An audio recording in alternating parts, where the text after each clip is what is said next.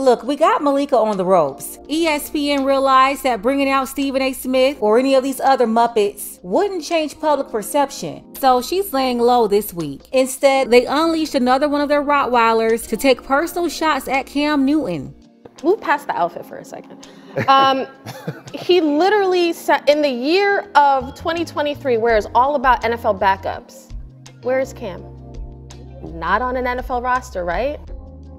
Kimberly Martin, another ESPN Muppet baby spewing baby bop bimbo babble mixed in with black misandry all over the airwaves, and ESPN is allowing it.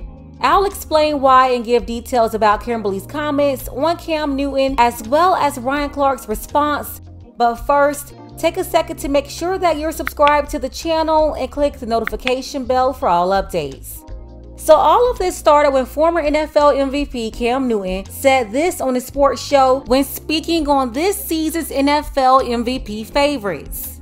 Now, my underdog to win the MVP, it's easy to say CJ Stroud, but he's stamped right now. Yeah, Lamar Jackson, obviously Patrick Mahomes, Dak Prescott, Brock Purdy, but Brock, they're not winning because of him. He's not turning the ball over. He's managing the game. And if we were to put that in its own right as game managers, this may ruffle a lot of feathers, but it's honest. Brock Purdy, Tua Tagovailoa, Jared Goff, and really, Dak Prescott. These are game managers. They're not difference makers. Christian McCaffrey, Lamar Jackson, Patrick Mahomes, Tyreek Hill, they're impacting this game in only way that they know how. So in one side, you have game managers that is in these discussions of MVP. And when you say game manager, I'm not asking you to go out and win the game. I'm just asking you not to lose. Not to lose the game, exactly. Like we've seen it, like Dak's responsibilities for this year is not going out and throwing for 400 yards, 300 plus yards. Has he been doing it? Yes. But that's not needed for us to win. When you have a defense that's extremely stingy, when you got a guy on the opposite side of the ball of you that is owning the NFL record for pick sixes in a year. Yeah. Listen, I don't give a what you do. You don't have to score every time. You just don't have to throw a pick every time either. Yeah. That's a different type of discussion.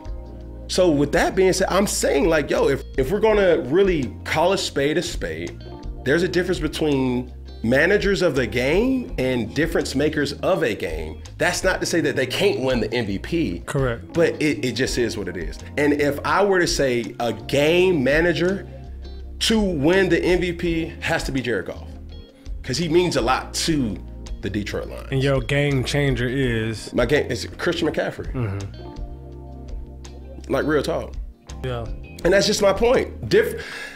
And some would say like, yo, this is just Cam. Like, no, bro, this is honest talk.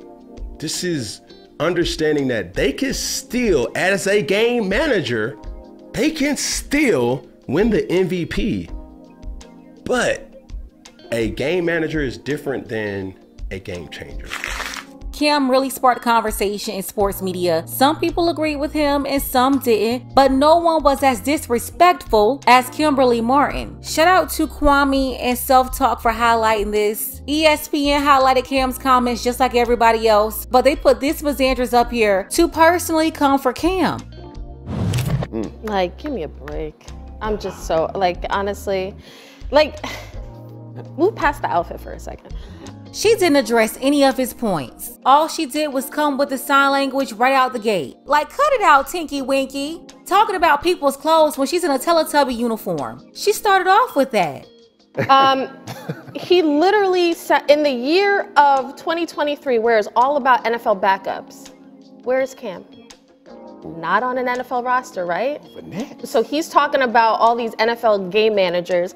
He sounds like the people literally tweeting at me from their basement, like, get back in the kitchen. Like, it's like you are at home watching me. Like just turn the TV off. Probably like, in the kitchen. Like, it just sounds so foolish.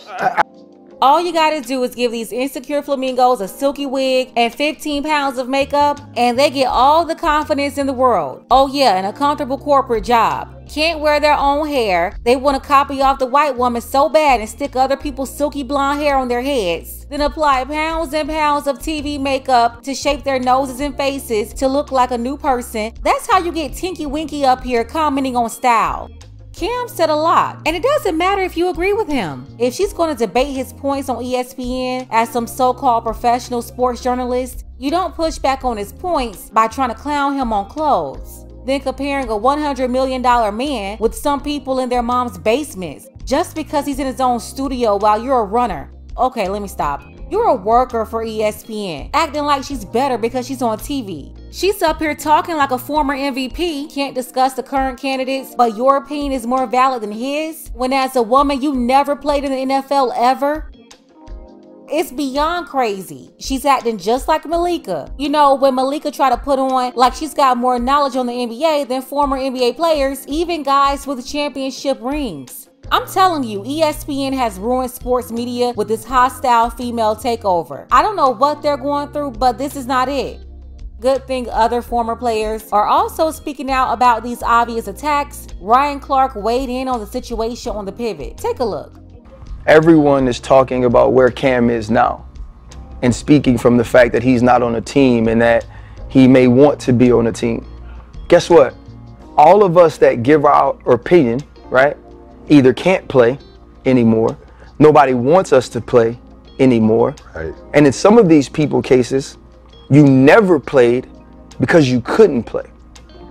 Exactly. This woman is coming for his comments and she's never played in the NFL, but trying to disqualify his comments because he's no longer playing? Make it make sense. Again, ma'am, you never played. So to speak about where Cam is making the comment from now is wrong, right? And to treat Cam as what I heard from somebody, to treat Cam as someone tweeting from their mother's basement. He sounds like the people literally tweeting at me from their basement, like, get back in the kitchen. Like, it's like you are at home watching me. Like just. Is also wrong. Because what Cam Newton's perspective is different. Cam Newton's perspective is over 700 first place Heisman votes because I had 48 touchdowns in the SEC. I led the SEC in rushing with 1,400 plus yards. I threw for over 2,600 yards. It's being rookie of the year with 4,000 yards passing, which was a rookie record. 14 touchdowns. Right? 14 rushing touchdowns, right? Which was the most ever. It's in 2015 accounting for 45 touchdowns, 10 of those rushing. And doing it his rookie year with Steve Smith at age 32 as his #1 receiver, a old Jeremy Shockey, a young Greg Olsen, a leading rusher who only had 800 yards. Doing it in 2015 with Devin Funchess and Glenn. And that's what's so disrespectful about all of this. He didn't just play the game. He's got stats, accolades, accomplishments. He played it at a very high level. And this woman is attempting to shame and insult this man, a former MVP, to disqualify him from having the MVP conversation. Just let that sink in for a moment. She's really a non-factor. You are a non-factor. Right? And so when he's looking at these quarterbacks, you know what he could say? Of the 3 I named, only one of them won Rookie of the Year, and that's Dak Prescott. Of the 3 I named, only one of them have thrown for over 4,000 yards, which I did as a rookie. Right? Of the 3 I named, none of them have ever won an MVP. Right? And so when Cam Newton is looking at that, he's looking at it from that perspective. And in looking at it from that perspective, I don't agree with his opinion about Dak Prescott, but I do agree with his opinion about the other 2 in some ways. But my point is this though, why do we as analysts get to talk about that man like he wasn't one of the best we ever seen do it at one time? Because when I make a comment, I don't expect people to respond to my comment with, oh, you were an undrafted free agent safety. When other people on TV make a comment, You don't expect them to respond with, oh, you played basketball at a HBCU and you were just a reporter, or you are a woman who just reports from the sideline, or you are a quarterback that was a backup his entire career, right? Those personal attacks on Cam in his lows forget his highs. And as everybody is entitled to an opinion, I don't know if it's his platform, I don't know if it's his clothes, I don't know if it's his bravado, I don't know if it's his paint job.